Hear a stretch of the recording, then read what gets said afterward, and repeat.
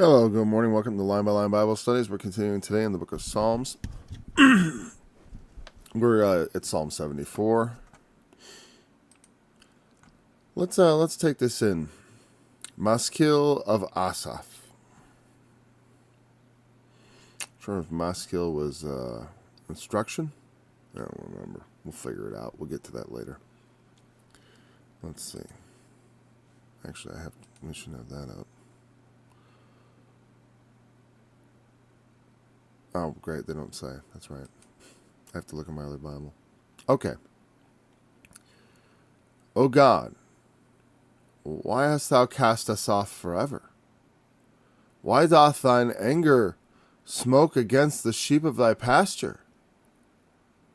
Remember thy lift up thy feet unto the perpetual desolations, even all that the enemy hath done wickedly in the sanctuary. Thine enemies roar in the midst of thy congregations. They set up their ensigns for signs. A man was famous according as he had lifted up axes upon the thick trees. But now they break down the carved work thereof at once with axes and hammers. They have cast fire into the sanctuary. They have defiled by casting down the dwelling place of thy name to the ground. They said in their hearts, let us destroy them together. They have burned up all the synagogues of God in the land. We see not our signs. There is no more any prophet, neither is there any among us that knoweth how long. O God, how long shall the adversary reproach? Shall the enemy blaspheme thy name forever? Why withdrawest thou thy hand, even thy right hand? Pluck it out of thy bosom. For God is my King of old, working salvation in the midst of the earth. Thou didst divide the sea by thy strength.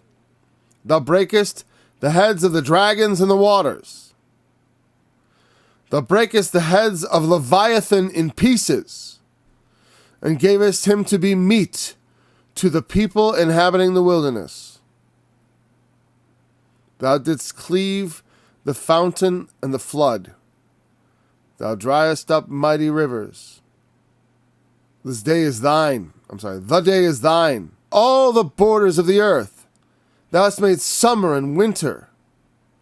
Remember this, that the enemy hath reproached, O Lord, and that the foolish people have blasphemed thy name. Deliver not. I'm sorry.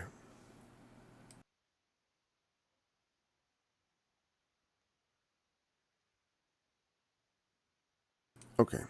Oops. Where are we? Deliver not.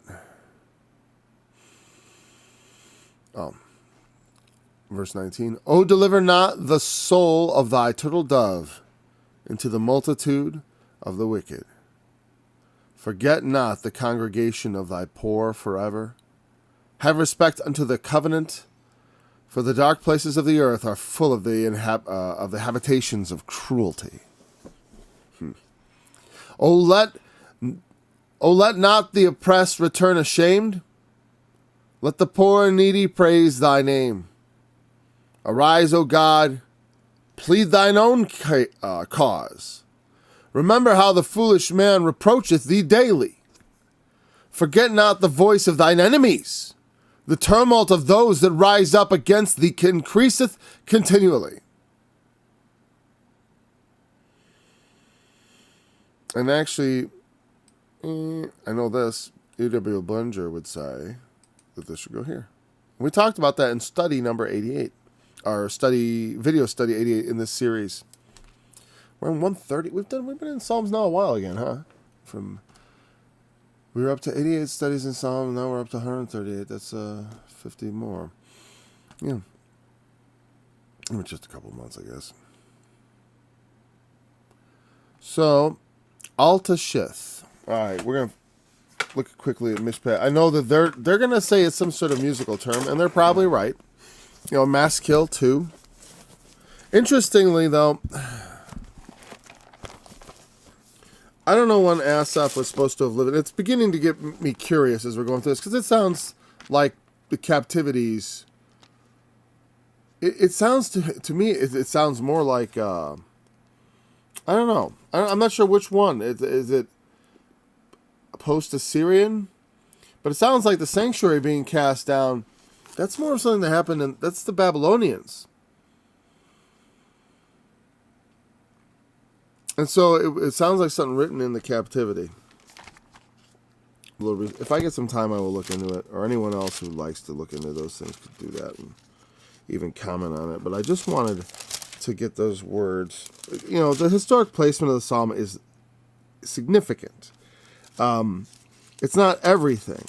You know, some people, like, I was listening to a guy talk about the book of Revelation. There was like a study that got recommended on my Paul Strangini YouTube channel about the seven churches, quite specifically Laodicea, and about the idea of hot and cold. I would thou wert cold or hot, right? And it's funny because actually, if I put these words away, it would.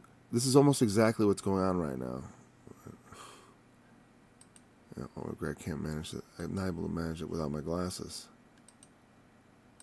There. I'm looking at my Bible, right? That exact thing. So. And they were pointing out the fact that, like, well, in Laodicea, or Laodicea, I mean, they didn't even tell me if we were pronouncing it right, which I would have found more interesting, at least from my brain's perspective. But he had, he was talking about how they had lukewarm water there because of something like some natural, it was a natural thing, right? There was some natural phenomenon that caused the water there to be lukewarm. And they were saying this is a really big, important part. You know, this is just helps you understand so much. Because people think it's this. They think hot means passionate, cold means... You know, when he questioned that, I'm like, I like that he questioned that part. I'm like, yeah, I would thou wert cold or hot. I mean, I've always assumed the meaning to be obvious. But then he's like, well, but they had lukewarm water at Laodicea. That's a historic fact. I'm like, so it's unironic then. I mean, so I don't. Okay, now I understand so much better. That was the key to understanding. So, like, no, I do think much of the scriptures, even if you don't totally understand exactly what he was experiencing, the thing is, they're telling you. They're telling you. So you can kind of key in based on that. You know, he's telling me what he's experiencing. So with the context, that's why just by reading it, I'm like, this sounds like Babylonian captivity or any kind of misinformation. Certainly not any misinformation. I don't like misinformation. Misinformation, bad. But even misinformation, I don't know if it's misinformation. Oh, misinformation can be actually correct. It could just, like I said, you could be having a correct thought, but you're interpreting the text totally wrong. I mean, you're having your interpretation results in positive, good behavior and in thoughts that are not offensive to God, right? But it may be completely wrong according to the text. As I said, you can still be right while being wrong. And that is an important thing, I think, as a teacher, that as I misinterpret or I give anything wrong, that at least the meta narrative, overarching everything, is correct. You know, the brand of Christianity you're being fed is not tainted with all kinds of polluting of the gospel, because the gospel is the most essential thing, and that's what I read into all the texts. As far as that's what I'm looking for, I'm looking to hear the echoes of the gospel preached in the Old Testament, as I always do. I might find that very often, of course, because the promises of salvation are initiated here. The third of the 12 Asaph Psalms, not David's Asaph, but a successor bearing the same name. See, that's his explanation. That's how Bullinger. Because here's the thing: a lot of the Asaph. I don't know. He would have. I don't know. He was. You know, because again, like when we talked about the Psalms, Bullinger was saying, yeah, when they came back from the captivity, they didn't know how the temple stuff worked and blah, blah, blah, and they didn't know how the Psalms went. And then he showed how, you look at Habakkuk here, and we talked about that in study 88, not Psalm 88. We haven't gotten there yet. We talked about the titles and the subscriptions. So, on that front, I don't know what to make of it as far as, okay, the other Asaph Psalms are supposed to be earlier because he was a contemporary of David. So, because this psalm could not have been written by the contemporary of David. That's obvious, okay. So if Asaph, because I was under the impression that Asaph was a contemporary of David. Or of Solomon, or nearer to David, not like in Babylonian times. So that explains that. Okay, that's why that gives me a bit of a problem. Altashith, meaning destroy not, which is a fitting sort of end to that. If you're looking at it as the meaning, I know Altashith is the name of a little melody you play called Destroy Not, probably. They would play on Altashith. So we play Altashith, and then the psalm gets off. I don't know if psalms were even sung. They may have been spoken over the music for all I know. I don't know. Though some psalms are definitely sing to the Lord. Right? Yeah. Make notations. A lot of it was just by, one Levitical, worship team to the next. They would just train up the next generation, and they would come in, and everyone would just learn how to do it. All right. And the knowledge was just carried among those people. All right, so now let's start analyzing this text. Very interesting, though. Yeah, it definitely feels... That's why Bullinger also, because there's no way David's... he wouldn't speak in this voice unless it was a pure prophecy from the time of David. Okay? This could be a prophecy. Let's read it like that. Let's say Bullinger's wrong and everyone else is wrong. It's like, oh, he knows too much about the captivity. Well, maybe he's just prophesying of it. Maybe this is Asaph's greatest work. This is where being a contrary thinker comes in handy, because he can get you even closer to fundamentalism.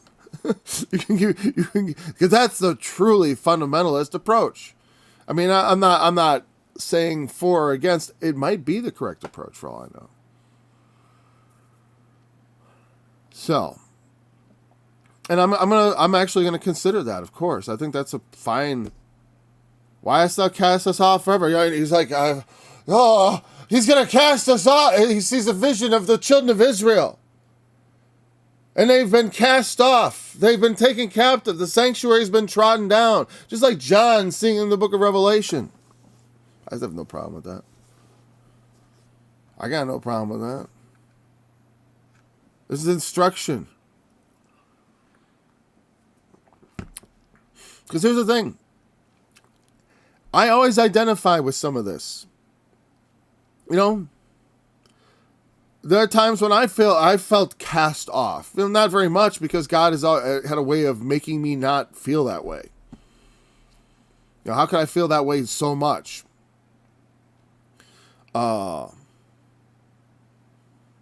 No, I'll tell you, the truth for me is I feel more unequal to the task God, I feel it's unbelief that is always plaguing me. I feel unequal to the task that God has set before me.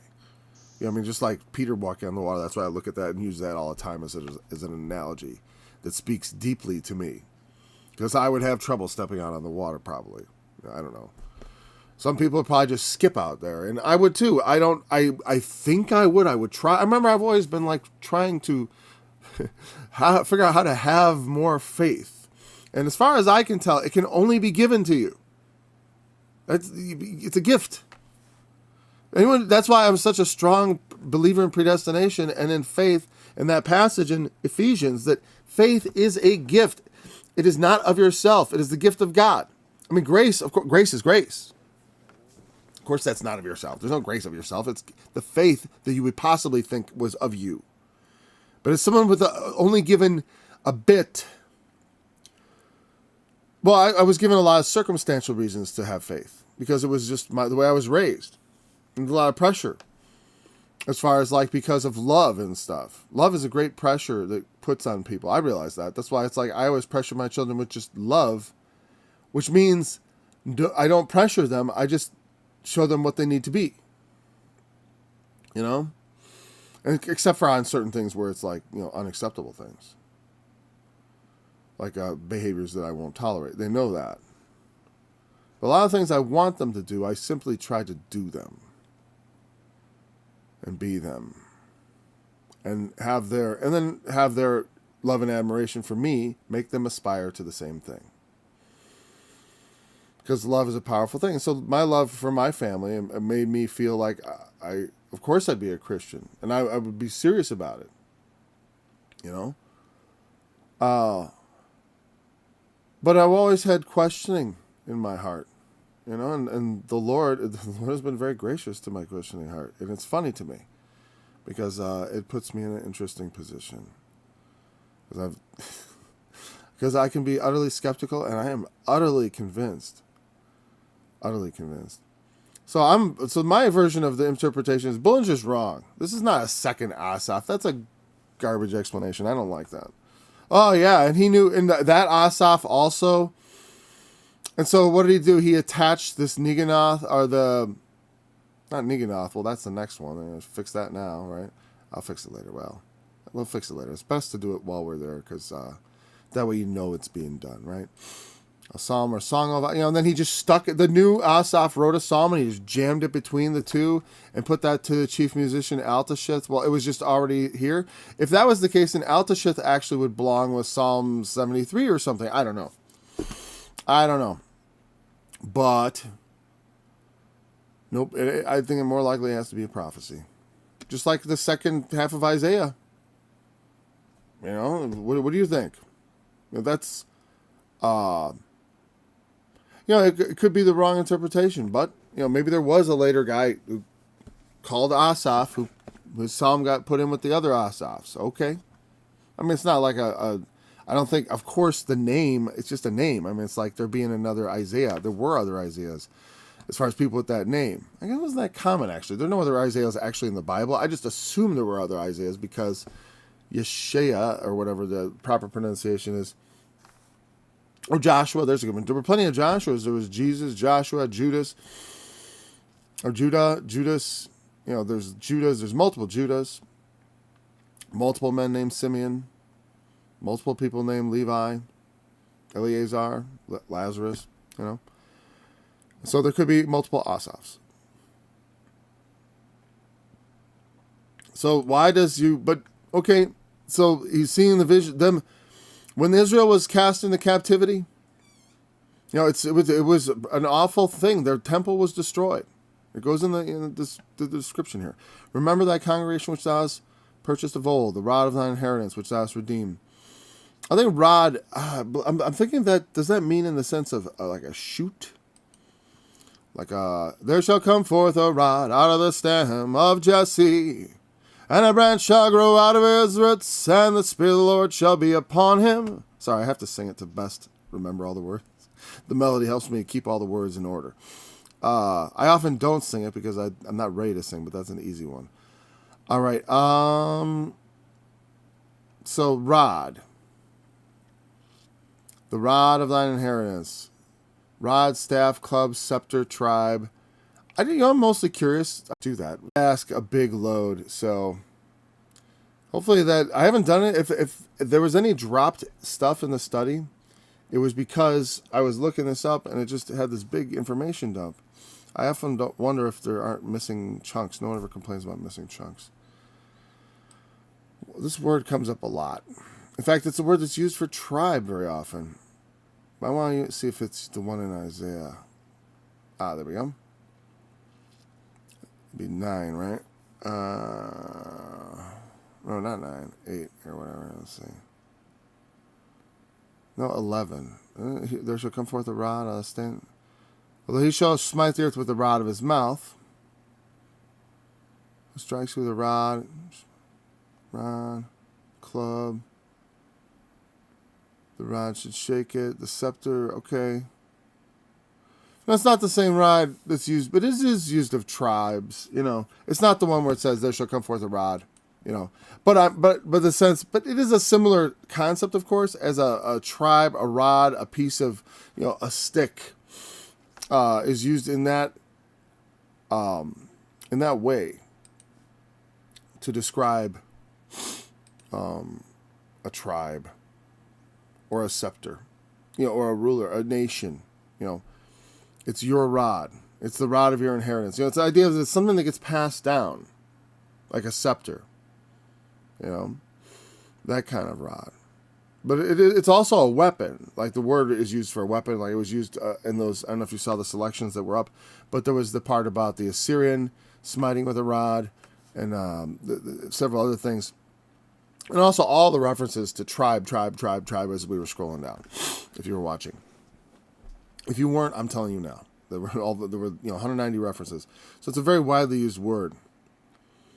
But it's the idea that we're the thing that you pass down, that sort of special thing that you chose, that you purchased of old. You know what I mean? It's like a rod of inheritance. It's like, this is my rod, Except they were his people, his congregation, this Mount Zion wherein thou hast dwelt. And lift up your feet to the perpetual desolations. And we're just going to read this in context as captivity. Because they were in captivity, for 70 years. And that, perpetual, whatever, it's the desolations were unceasing. Perpetual, our word, maybe we have a sense of like infinite, but it just means constant in that sense. Of course, it's also, there's poetic license to speak, to speak in hyperbole, as far as like the infinite devastation, the awful, complete, because it was, as far as any use or what was, it was all burned down and destroyed. Mount Zion, where God had had allowed his temple to be built, where he inhabited it. The sanctuary that Asaph had earlier written of. And then I saw the end of the wicked. And then I saw the wicked destroying the sanctuary. Your enemies roar in the midst of thy congregations. They set up their ensigns for signs. Well, that's, to me, that means like, the enemy has entered in and they're the ones making the most noise. I could take a lot of symbolic meaning out of that. You know what I mean? As far as the way the enemies of God have sort of grabbed the mic, right? And decided they get to decide who gets to speak on it ever again.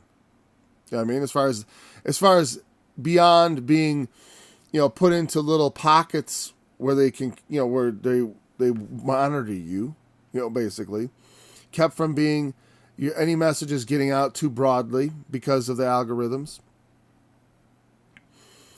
They keep everyone silent because they've won their war.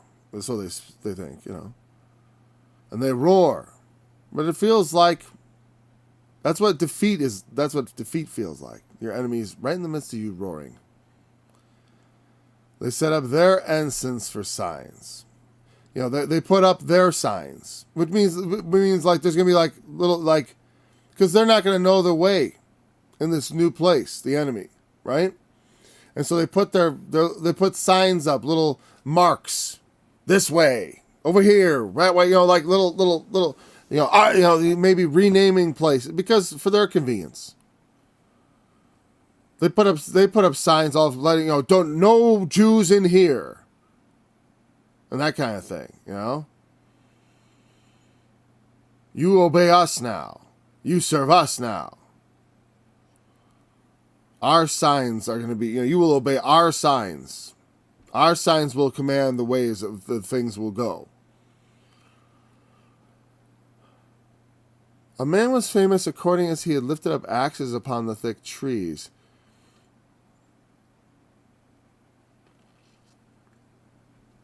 And I don't know, I was thinking my first thought was actually to build something. Like Paul Bunyan, famous lumberjack. A man was famous for having, obtained all this wood, like Solomon obtaining the wood for the thing, right?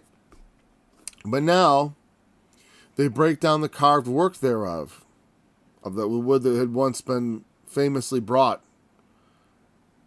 With axes and hammers, they're breaking it down to get it all the gold that's overlaid it.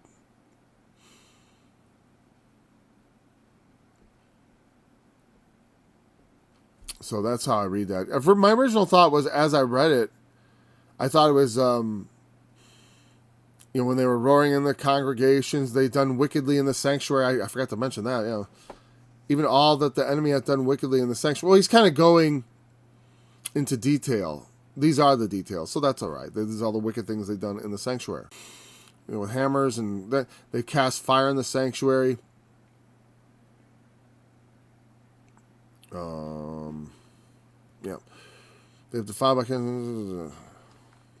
They have defiled by casting down the dwelling place of thy name to the ground. The place where they had placed the Jews have been allowed to. They wanted a temple. They wanted a temple, just like they wanted a king. God had not asked for a temple, and it was made very clear in the Bible that God did not want a temple.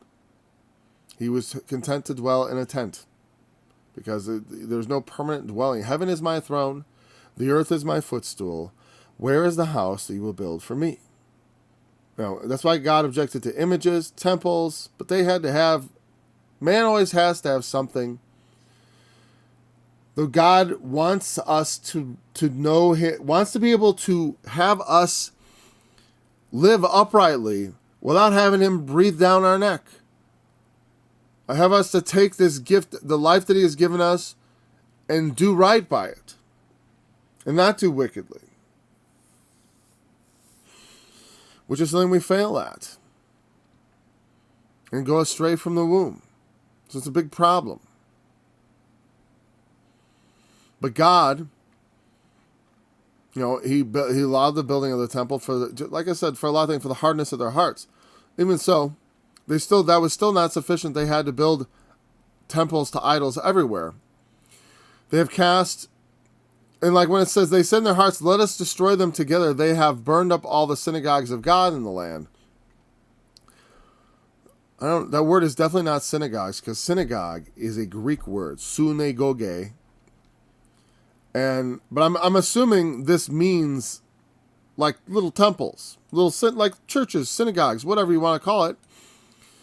Synagogue is not the right word as far as like the synagogue means the gathering place together, which is actually a fit word for what most people call a church. Let's see, where is it? Synagogues. It says appointed time, place, or meeting. Moed. Yeah, it's like a meeting place. Synagogue. The gathering places. And so, because that was one of the accusations, I know in the Assyrian invasion and in some of the other invasions, what they said is, a lot of times these things were preceded by reforms that then didn't take hold for very long. Meaning, Hezekiah or Josiah or some of the later kings tried to reform Judah and get them to stop worship to the Lord. But, and so they would do these top-down solutions where they would, tell all that, they were most successful finally, honestly, with the Pharisees who went around teaching people the Bible. Instead of, because the king, just commanding everyone, hey, you got to come here and worship here at Jerusalem. It's probably, I don't know. Things were, I don't know. Man goes astray. God can be there, but He doesn't want to take, He can make people, special people, give them communication and stuff and give them special help. But He still does not want, though He leads us by the hand, that is a metaphor. You know what I mean? That's a metaphor. He does not take me by the hand and lead me like I'd like Him to. And so whatever. So men, they build their little gathering places, and what he's saying is in these reforms, like Hezekiah, It even says so, like in Isaiah 38 or 39, when they're having the conversation on the wall with Rabshakeh, he said, don't listen to Hezekiah. Isn't he the one that took away all the houses of God in the land? Didn't he burn? Don't say the Lord's going to save you, because isn't the Lord the one whose temples Hezekiah has burned down and destroyed? Because to the Assyrians, all the temples in the land, they assumed belonged to the God of the land. But since the Lord was only allowed to be worshipped in the temple proper, on every high hill and under every green tree, as it says, they've set up altars to the host of heaven, to Ashtaroth, and to whatever other gods were handy at the time. Balaam and Molech, and so they were worshiping all the gods of the heathen, of those that were cast out before them. But the enemy just sees it as like the reforms. They look at it as evidence against them. They tore down the temples. Well, we'll tear down their temple. Temple destroyers. Let's destroy them and their temple burning ways together. They've burned up all the synagogues of God in the land. Or is that not what they say? Let's see. Because there wouldn't be synagogues of God. Maybe. That would not be authorized. That's why I immediately assumed that was ironic. That the enemy was speaking ironic. I mean, because in the King James, they have put this in a sentence together. So that seems like right. So let's see if the NIV and modern translators feel that is the correct direction with that, because I'm curious. I want to know. Do they think that's the right direction for verse 8? Let's see.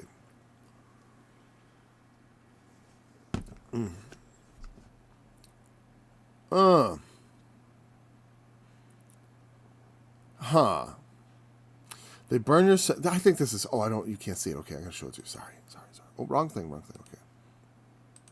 This is interesting. They went really a different route.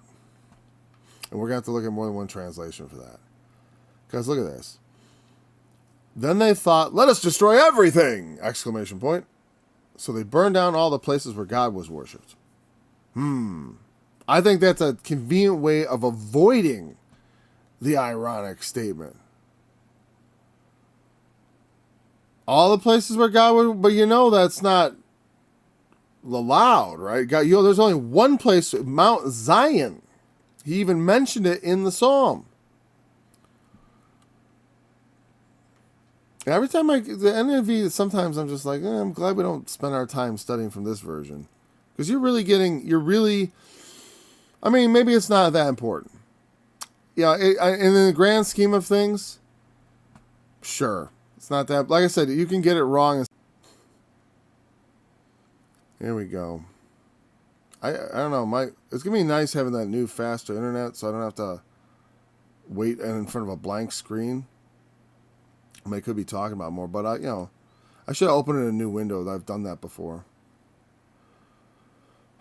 All right, here we go. So let's see.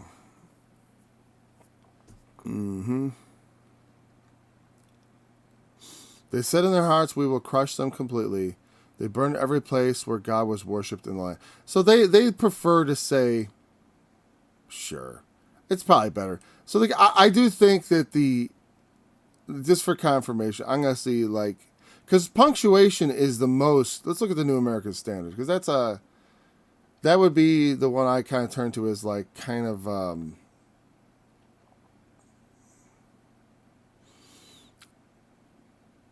yeah, see again, they call it, they've burned all the meaning places of God in the land.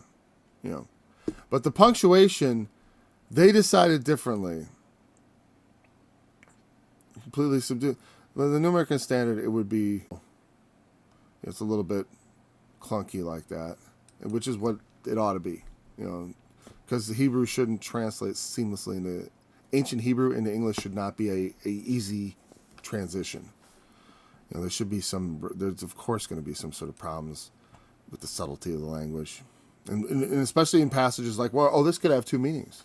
Again, I don't necessarily I'd rather have them give me a confusing sounding translation than deciding just for me. But I think they're right here. I think the punctuation in the King James is misleading. And that misled me. I will blame the King James. It's not me being bad. It's just them. They don't believe in quotation marks. But as, this colon here, to me, says, that's like, let us destroy them together. Why? Colon. Because they have burned up all the things. So that's how it sounds to me. That's how I even read it. But actually, it makes more sense as another they statement referring. Because at one point, I was looking at the block of all the theys. They break down the carved work at once with axes and hammers. They have cast a fire in the sanctuary. They have defiled by casting down the dwelling place of thy name to the ground. They said in their hearts, let us destroy them together. They have burned up all the synagogues of God in the land. I thought it was kind of interesting, though. Because like I said, they did accuse Hezekiah of having destroyed all God's temples and meeting places. That was what the enemies said. They were wrong. And maybe... and I don't know, the King James still might be right. I still actually think that there's something to that because it is a historic fact. I'll show you. Do you remember? Remember in Isaiah? Let's just put it there real quick. I remember it. What was it? I'm saying 38. Maybe 37. No, it's 37. I always get this too late. Isaiah said to them... Yeah. The king of Hamath, the Arpad.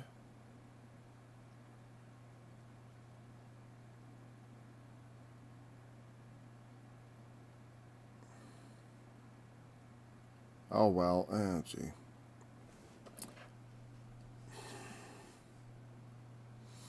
That's when he prays. Okay. He received the letter. Was it in his first speech? Maybe it was 36.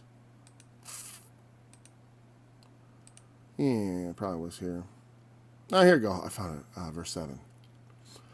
But if thou say to me, we trust in the Lord our God, is it not he whose high places and whose altars Hezekiah hath taken away, and said to Judah and Jerusalem, ye shall worship before this altar? Now that's the Assyrian times. But I'm saying, but that is how the enemies looked at Hezekiah's reform. He took away all the altars in the land. What a tyrant. That's... He took all the way. Why you trust the Lord your God? Your king is taking away all his altars. All the altars, they're gods. It's all contextual. You know what I mean? So to them, it's just all the same. He took away all the altars. What a tyrant. To them, that was a horrible tyranny. Or I don't know, whatever. I don't know if it was a horrible, but they saw that as negative. That's what I'm saying. So I don't know. I see hints of that in this. So maybe the King James isn't wrong. But that's there. Now you have the facts and you can decide for yourself, right? That's the main thing. I just want to show you how to obtain those. There you go. Look at it. Think about it. Now maybe we would never have even thought of reading it that way. Well, like I said, the King James punctuation, am I wrong? What is going on here? Why is this not? I got a transition here. And I don't mean... There we go. All right. We see not our signs. The signs that we see not... I mean... There is no more any prophet. Neither is any among us who knoweth how long. How long shall the adversary reproach? They cast fire in the sanctuary, defiled by casting down dwelling place of thy name to the ground. And here's the, and so I say, I have endured some things in life, hard times, difficulties. I don't want to make much of it in the face of this. I never witnessed the temple of God being burned to the ground before my eyes. And that's a defeat. You know what I mean? It's we may be set for such a defeat. I don't think so. Well, we eventually, yes, of course, if we should live to see the end, we will be defeated. We know it says so in the book of Revelation. But also there's, it's, and it's I don't plan, I don't plan to go down easy by any means. I don't think it says that. He has to make war against us. I need to be dangerous enough to be made war against. You know, we need to sharpen our tongues and our sword, to that degree. I was going to say swords, but I said tongues because I meant tongues. I was going to use the metaphor. But, because that is the number one weapon. And because by it God made the worlds, and by it he can slit their throats. And I don't doubt that. I don't, because I have trouble with doubt and stuff, but also I also believe absolutely in no. It's like, yeah, if thou sayest, it's just getting him to talk, getting him to say. That's the thing. It's like, I know how long it took for me to get God to respond. I'm like, okay, he's reluctant to give me too many, hey, what, you don't think you're too special. Is it not enough? Have I done enough for you?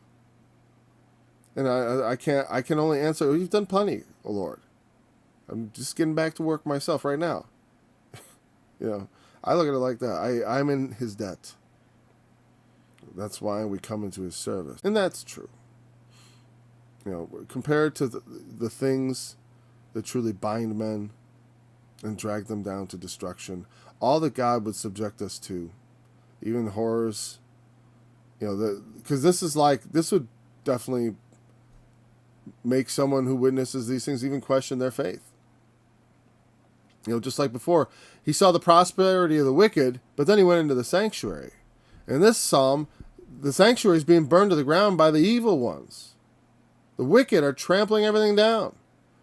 I'm in our time, I see that sort of, the sacred things are being trampled.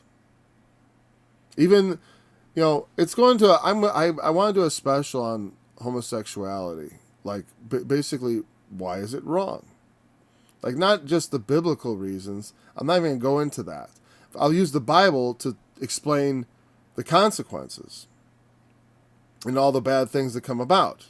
But it's simply going to center around just the plain, obvious wrongness of it all from a scientific perspective as well from any perspective. Now, I don't think that in this world we're allowed to do things that are wrong. I can put a sharp object in my ear if I want. I can stick a knife in my ear and use it to clean the wax out. And doctors will say, don't do that, it's bad, that's wrong, don't do it, but I can do it if I want. And I can hurt myself, or not, Maybe I won't, maybe I'll be real careful, don't go too deep. I'm not recommending that, by the way. Though I have done it. I've used a knife to just clean around the outside. Right? And I know my doctor, I tell my doctor, because they're like, I was at the doctor, not my doctor, talking about my dad's ears. I'm like, never put anything in your ears. I'm like, what about this? What about this? What about my finger? Because they're so adamant. I just like to play with their training. They're like, no, it's best. Forget it. I guess what I'm saying is I don't know. We endure. People can do things that are wrong. All right. But there are things that are more wrong. And as you get more wrong, it's like what Jesus talked about with adultery. The least version is you got a little lust in your heart. That's the least version. It's wrong to have lust in your heart, and also unnatural lust is even more wrong. But if you don't do anything about it or actively control it or whatever, I don't know. I try to actively control my own lust, and I know it is a chore, and it's not the most. It's frustrating, can be, because it's good. That's why it's good to be married. Yeah, whatever. I'm not gonna digress totally in that subject because I want to talk for a good hour on it. Because I think I want to address it for the sake of some people who just don't understand, the just simple argument against it, and then how progressively, as you allow more of this kind of wrongness, and then you start telling people, and once you let that pollute the society, the celebration. And like I said, here's the thing, and people would say, well, Paul, weren't you the one who was you looked back on gay marriage and said, it was almost inevitable. And that is true because, again, I oppose the law. Like trying to make, if all these laws are trying to do to control the public schools are not as effective as just, you got to get into people's hearts and minds. Because if the people aren't godly, the country just won't be. The country's going to conform to the people. If you try to control the people with laws, it won't work. I mean, if we want our country to survive, righteousness has to be preached to it, and they have to embrace righteousness in the gospel. And that will make our country prosper morally. We won't have our children subject to corruption and become weakened overall, because all this hedonism and stuff weakens us. There's something that a bit of austerity is good for us. I hate it. I've been through it so many times. I hate austerity. But whatever, it's like, eat it. Sometimes that's just what's for breakfast, And it means severity, hard times. And, not being bitter about it. Because that's things like this that can make you bitter. Why God let that happen to us? Just for the sake of those people who transgressed against him? It's like for the sake of those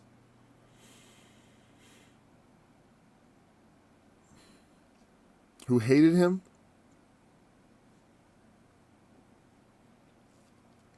We see now in our signs there is no more any prophet. No more man to speak for God and tell us, what's going on? Where is the next Elijah? Where is Isaiah? This is post-captivity. During captivity or whatever. Or just whatever. He's describing a situation in any case. The sanctuary of God is cast down to the ground. There's no prophet speaking. I do think that there's some sort of, I do immediately remember that, a Psalm of Asaph, that the prayers and psalms of men are not always reflective of absolute reality, meaning they convey feelings. Is there no more any prophet? Or is it not as in the days of Elijah, I have reserved unto myself 7,000 men that have not bowed the knee to Baal? But that does not void this man's perspective, because he looks around him and sees no prophet. There is no more prophet. I see not any, no, not one, So I do think that is also legitimate, but you got to understand it as a legitimate feeling. This is how man feels often. God has forsaken us. We see no signs. There is no prophet. There's none among us who knows. But looking just in the near to those around us. Sometimes we are in a place where we're with other people who are completely lost. And it's because there's this problem. The problem that he's just looking at the earth. That's his problem. He's looking for prophets. He's looking for signs. Now you could say it's kind of looking for God, but but in the midst of seeing all of God's things torn down, all the things that you look to as being of God, seeing all that torn down, it's hard to have faith in God when you see God's, if you saw all the churches in the land being burned to the ground, all the symbols of God's thing. But the thing is, to me, that would not affect me at all. Because I'd be like, yeah, it's about time. Because they've gone astray. And so, yeah, if the enemy then enters in, like in France, they're burning like a couple of churches a month in France. The people who hate Christ.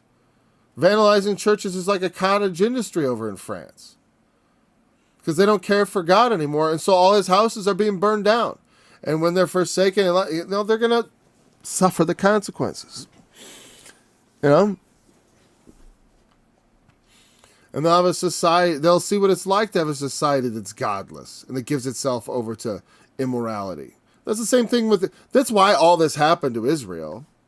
He took down all the houses of God in the land. And he also took the house of the Sodomites out of the temple. Because I don't know what they were doing, but as far as how society, I'm not sure if that meant like some sort of prostitution thing in the temple or just people who liked pride and fullness of bread. But I suspect it may be the former. In any case, yeah, when you look around in a society where that seems so God-forsaken and such morally corrupt, but like we are still a far way off from where they were.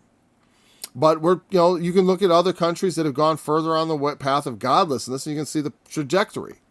I don't know if it's going to quite follow that, because I still think that people who want to know God, who have not dismissed God, is still very numerous in this country. You know what I mean? We may not all agree. We may be some more ignorant than others, some new, some maybe still kind of nominal. But there's I think a greater sense of it's just not as liberal as those European countries, and they haven't turned their back on God to the degree. But to the degree that so many churches have become conduits for wickedness and become rubber stampers of abominations and all this stuff, so they, it's like like I said, it's like I never thought, the idea that churches perform marriages of same-sex couples, that should not be. It should be secular. But you know what? They got their own, I don't think that should be a law. I just think that's something Christians should follow. No, we don't do wrong. We don't sanctify that which is just wrong and can't be sanctified. I can't sanctify that in the sight of God. I can't sanctify that relationship. You can sanctify a relationship with someone by keeping it brotherly. Keep it brotherly, brothers. Sometimes people are just way too carnal. And you know what? And I'll tell you, that kind of pleasure seeking, God's not interested in it in his world to come. God learned to control those pleasures. Imagine if God only sought his own pleasure. I mean, he does do things for his pleasure, but that's why I was going to talk. I wrote it on my hand, self-limiting, because self-limiting principle is the thing. God is infinite. He has no limits, none. But wait, he can't lie. Why can't God lie? Can he lie? Is he powerless to lie?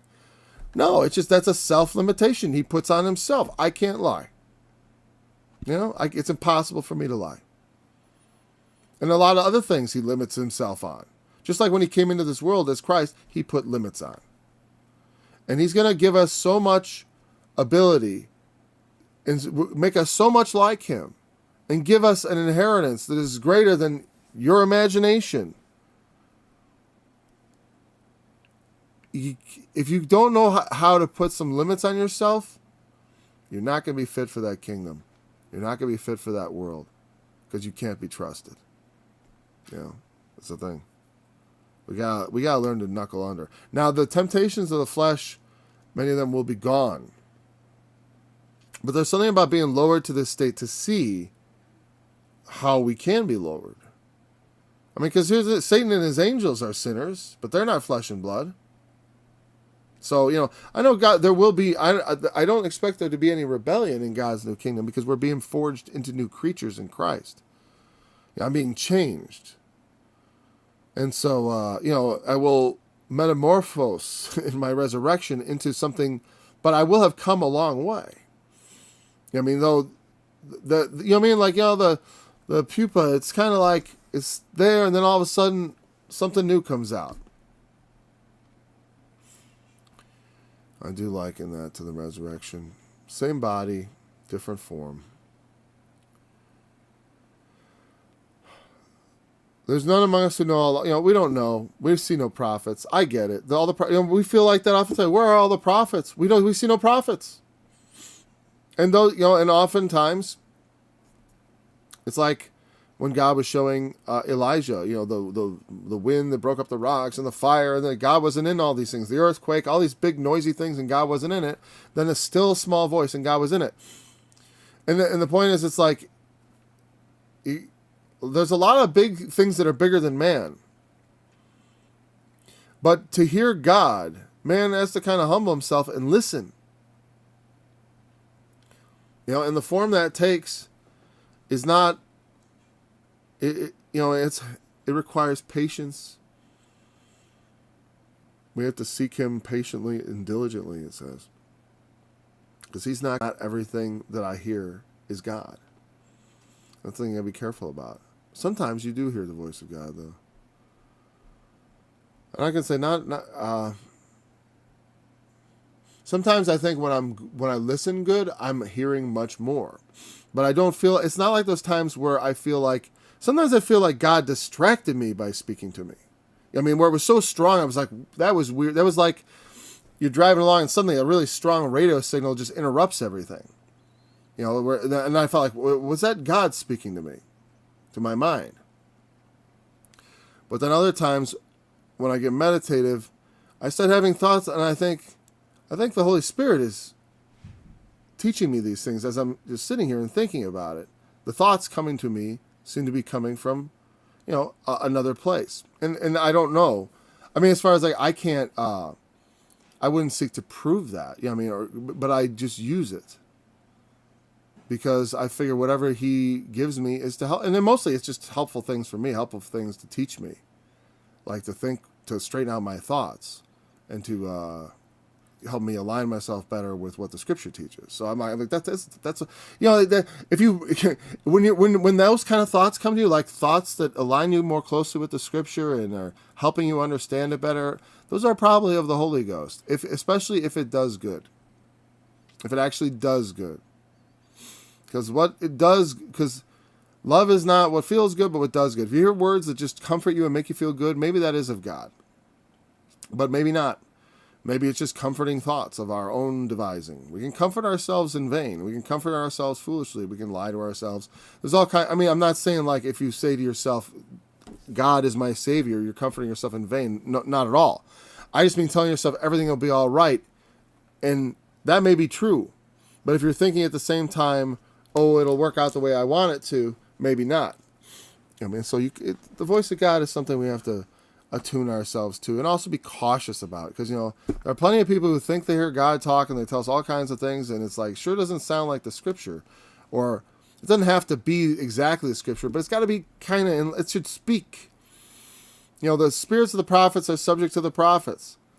So people who interpret the Bible, they're subject to people who interpret the Bible, as far as like, are their interpretations good?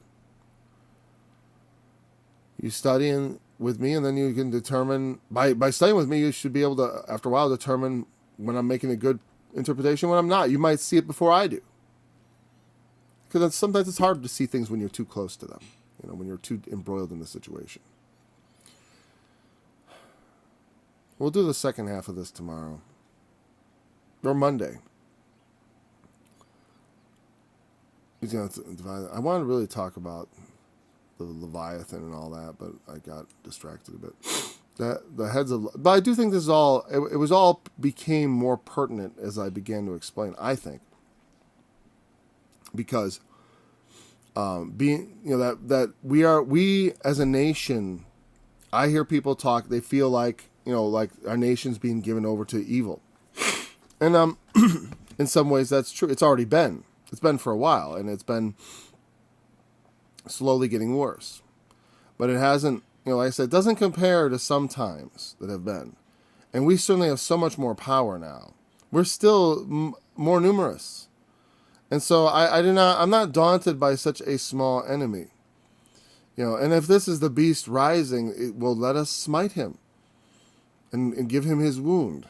You know what I mean? Like that's why I look at it as, because it's funny, because as this stuff is going on, those are the things that start occurring to me, and I'm thinking like, well, maybe that's the interpretation of the deadly wound, is the beast starts to rise, and we rise up against it. And the beast, when his deadly wound, he eventually makes war with the saints. So who is wounding the beast to begin with? Some other character? I don't think so. I think it is God's servants. So I clamor to be first. I'm not going to wait around for someone else to wound the beast. I want to get in and wound the beast. And maybe it's a collection of a lot. It'll come back. Especially because it's only, the global phenomenon is most interesting to me, as far as like seeing a global rise of some sort of unified, attempting to turn the whole world communist, which is basically what they want to do. They want to centrally plan everything, which is insane. It never works. I think the central argument of communism was that, if we'd had control of everything, we would have made it paradise on earth. But because it's just the Soviet and all the corruption, and also the West boycotting and denying them certain things, there are all kinds of excuses of why it didn't work. It's like, if we could just have control over everything, you'll own nothing and you'll love it, or you'll go to jail. That's one of my lines in the language. You will, and you're gonna like it, or you go to jail. That's right. You're gonna love it. Or they'll find out you don't love it, It won't be anymore like, it'll be like, you better hit the like button. Who didn't hit the like button? You want your social credit score to go down?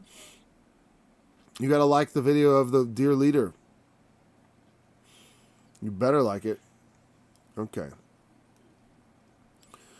It'll be fine to pick up here, actually. Verse 10. That'll be where we'll go. Okay. So, thank you for joining me. We'll be there next week. Verse 10. Until then, have a blessed weekend and a happy Easter and Good Friday and all that. I almost forgot all that stuff was happening. I don't generally, whatever. I don't generally mention it, do I? Have a nice weekend. Where'd my music go? Play, maybe? There we go.